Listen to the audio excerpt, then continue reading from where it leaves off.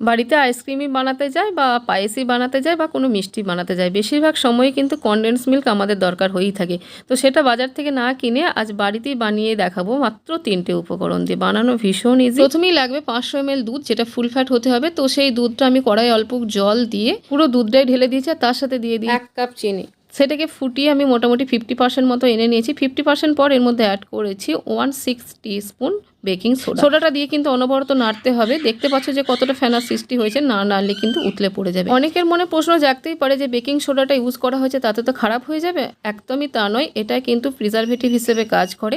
এটা বরঞ্চ এর কালার টেস্ট দুটোকেই আরও বাড়িয়ে আনবে এই বেকিং সোডা। বেকিং সোডাটা দেওয়ার পর 2 থেকে আড়াই মিনিট কিন্তু এটা ফুটিয়ে নিলে পুরোপুরি কনডেন্স মিল্ক রেডি হয়ে যাবে। গ্যাস বন্ধ করে দিয়েছি, এটা রেডি হয়ে গেছে। কিন্তু গরম থাকতে থাকতে মাঝে মাঝে একবার করে অবশ্যই নেড়ে চেড়ে দিতে হবে, নাহলে ওপরে একটা লেয়ার পড়ে যাবে। আর এটা বানাতে খরচা হয়েছে মাত্র 40 টাকা, যেখানে 140 টাকা দাম নেই, 100 টাকা পুরো